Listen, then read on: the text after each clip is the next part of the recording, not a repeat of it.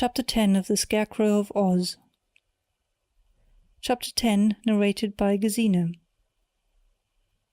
The Scarecrow of Oz by L. Frank Baum. Chapter 10. Pon, the Gardener's Boy.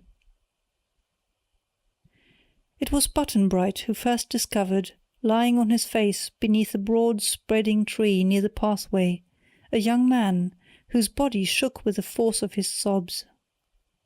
He was dressed in a long brown smock and had sandals on his feet, betokening one in humble life. His head was bare and showed a shock of brown curly hair. Button-Bright looked down on the young man and said, "Who cares anyhow?"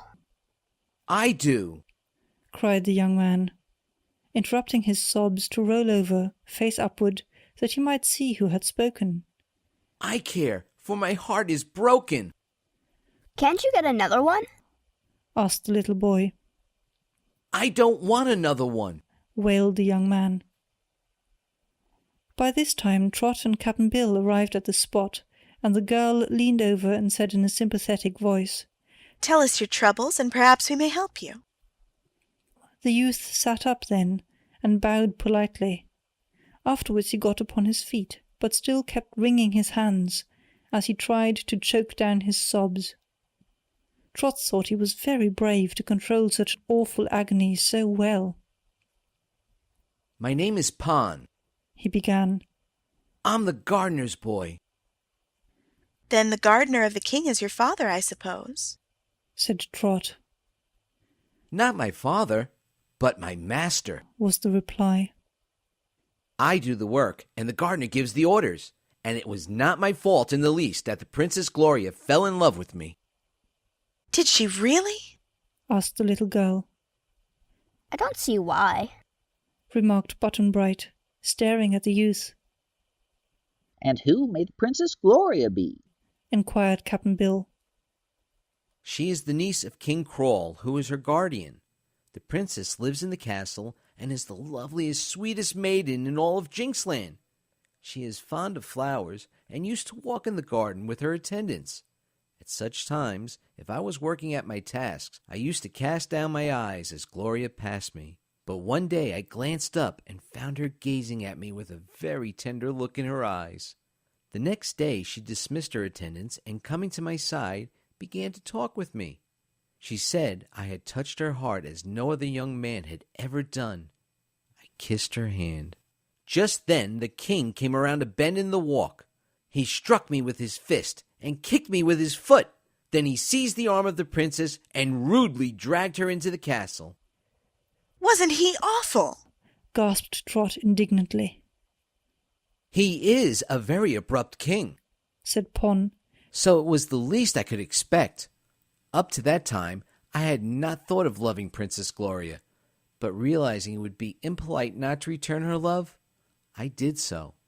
We met at evening, now and then, and she told me the king wanted her to marry a rich courtier named Googly Goo, who was old enough to be Gloria's father. She has refused Googly Goo 39 times, but he still persists and has brought many rich presents to bribe the king.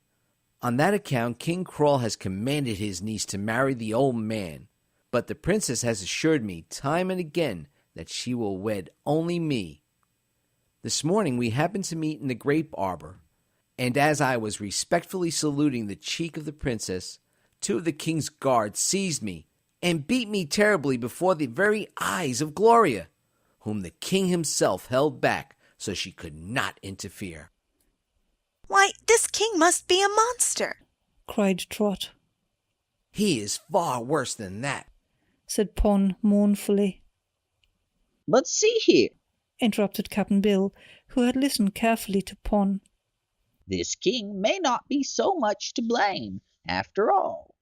Kings are proud folks because they're so high and mighty, and it isn't reasonable for a royal princess to marry a common gardener's boy." "It isn't right," declared Button-Bright.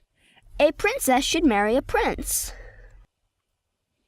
"I'm not a common gardener's boy," protested Pon. "If I had my rights, I would be king instead of Krell. As it is, I'm a prince, and as royal as any man in Jinxland. How does that come? asked Cap'n Bill. My father used to be king, and Krell was his prime minister. But one day while out hunting, King Fierce, that was my father's name, had a quarrel with Krell, and tapped him gently on the nose with the knuckles of his closed hand. This so provoked the wicked Krell that he tripped my father backward, so that he fell into a deep pond. At once Krell threw in a mass of heavy stones, which so weighed down my poor father that his body could not rise again to the surface. It is impossible to kill anyone in this land, as perhaps you know, but when my father was pressed down into the mud at the bottom of the deep pool, and the stones held him so he could never escape, he was of no use to himself or the world than if he had died.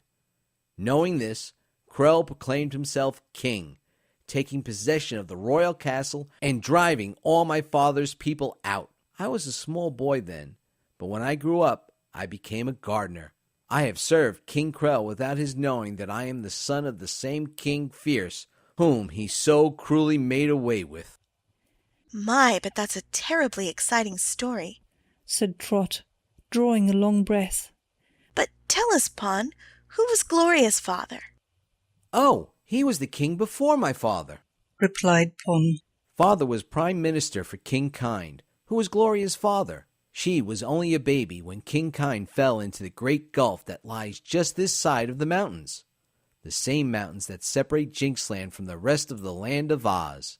It is said the great gulf has no bottom, but, however that may be, King Kind has never been seen again, and my father became king in his place. Seems to me, said Trot, that if Gloria had her rights, she would be queen of Jinxland.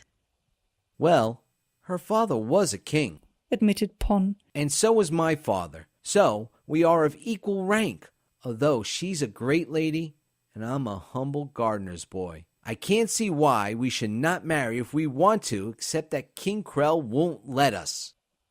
It's a sort of mixed-up mess, taken all together. Remarked Cap'n Bill. But we are on our way to visit King Cruel, and if we get a chance, young man, we'll put in a good word for you. Do, please, begged Pon. Was it the flogging you got that broke your heart? Inquired Button-Bright. Why, it helped to break it, of course, said Pon. I'd get it fixed up if I were you, advised the boy, tossing a pebble at a chipmunk in a tree.